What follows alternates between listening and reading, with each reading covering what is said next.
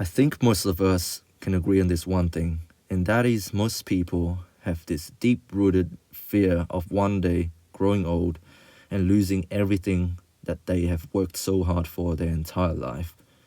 One day losing the gift that was given to them since birth, just gone like that as the years advance. What am I talking about? Do you see a lot of young women out there trying everything in order to maintain their youth forever? This is why you see a lot of women who are advancing in their years look into getting stuff done on their bodies. Botox, lip fillers, breast implants, Brazilian butt lifts, everything to combat this natural phenomenon. This is why you see men spend hours at the gym, going on testosterone replacement therapy at the age of 25, getting hair transplants done in Turkey when they start noticing their male pattern baldness, their receding hairline. They're doing the same thing. They're trying their best to maintain their youth forever. Are we to blame for this? Social media. You go on social media, you see girls, young girls, older women, all picking the best filters, all the best lighting angles. You see men posing shirtless on Instagram, on YouTube. Social media influencers, they're all trying to sell something. That is youth. Youth has become a commodity. But I'm here to tell you otherwise. I think that everybody needs to experience every single stage of this life. That's what makes life so beautiful. That's what makes life worth living. I don't live to be this angry, horny, egotistical young man forever. I don't plan to be this hot-headed mess that I am currently in right now. When I was 18, I was ambitious. I was unstoppable. But I did not have the wisdom, the knowledge, the life experience that I have now. I went into everything with great enthusiasm. I wanted to try everything. I moved away from my high school crowd. I came to live in this tiny island of Australia. People make fun of us down here. People say that this tiny island is home to the incestual people. It didn't help that I moved down here with my sister as well. You can imagine all sorts of family jokes being cracked at the high school reunion dinner party. But yeah, when I was 18, I was that sort of person. I wanted to try new things. I wanted to change myself, reinvent myself, change my name, changed my name back to my old Vietnamese name. Started a new hobby, started posting on Instagram, tried to get fit, changed myself completely. It was necessary. It needed to happen.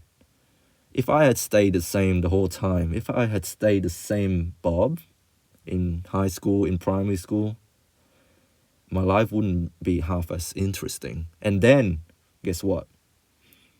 At the age of 20, I thought of killing myself. I thought of ending it all together. I've just gone through some sort of a rejection. Let's just say I was rejected by my first love. By my first love, who was in Vietnam, I thought I had a thing going on with her. We stayed in contact for a long time. We caught up when I came back home to visit her. I've expressed my love for her, but I got rejected.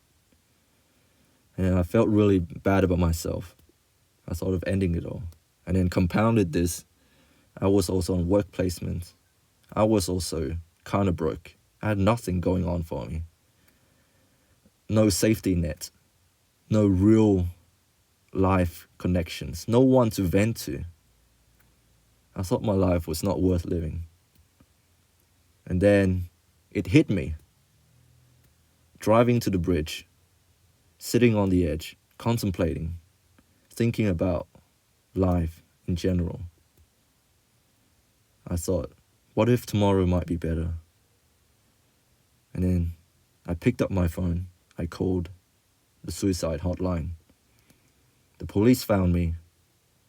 They escorted me to the emergency department of the same hospital that I am now working in. I think all of the staff, they probably know me and my story by now. If you don't, just talk to me and I'll tell you. But yeah, I am now working at the same hospital. But if I hadn't gone through that stage, if I hadn't asked myself, is my life really worth living anymore? I don't think I would have made it this far. In a way, that event changed me. It changed me for the better. And thinking about this, I'm not afraid of growing older. I think growing older is a beautiful thing. I do not want to be the same confused, insecure man that I was in my 20s. I don't want to be like that forever. I want to move on. I want to experience all of this stage. Sure, childhood is beautiful. Some people call it the golden years of their lives. But it's not the only part of your life. Your life is worth more than that. There are more stuff to experience, more milestones to reach. I just want to make this clear. I'm not saying you have to reach these milestones that other people have reached. You have to achieve these things by this certain age. Otherwise, you would have wasted your entire life and you're going to be regretting on your deathbed. No, I'm not saying that. What I'm saying is that every life is so unique and different. And there are many stages in your life that I think would be beneficial for you to experience. And try not to be stuck in this one stage. Try not to be young forever. Growing older is a beautiful thing. Just understand that. And I know a lot of people lament over their advancing age. You see men hopping on steroids to keep their muscle mass, to stay young forever, to have a better quality of life, so many have said. And then women also trying to stay young forever, getting plastic surgeries. It seems like you are denying yourself of the reality. Maybe you're not really having the best quality of life when you're trying to fight nature. Just embrace it, man. When you grow older, embrace it. Embrace your hairline. Transition into a different role. You don't have to be a top athlete, top model, top businessman, top whatever forever. Transition into a different role. Move to a different chapter in your life. That's beautiful. Isn't it beautiful when you see the top athletes turning into coaches to nurture the next generation of champions? When you see a young woman suddenly become old and now she's a mother. I want to be like my grandparents, man. I want to be as happy as them. The look on their face when they see my parents, my uncles, my aunties, with my cousins, and with my cousins' children, the little grandchildren running around. Meanwhile, they are old, they're slow, they forget things. I've talked about dementia before. I said it's a terrible thing, but I've changed my mind. I think there is a certain beauty even in the last moments of your life. Sure, dementia, you forget things. You get cranky with people for no reason. But you can also experience pleasant feelings infinitely. Imagine your child telling you, "Mom, I'm getting married," and you're an elderly lady with dementia. When you hear that your child is getting married, you're going to be happy. "Oh, really? I'm so happy for you." And 5 minutes later, you'll forget all of this. You will look around you being completely disoriented, worried. And then you will turn to your daughter again and you will ask her, "What is happening? Where am I?" And your daughter will tell you again, "Mom, I'm getting married." And you will experience this over again as if it was the first time hearing it. And isn't that beautiful? I've met so many patients like this. And when I've told them a good news, they forget it. And then I tell them again, and you should see the look on their face. It's so happy.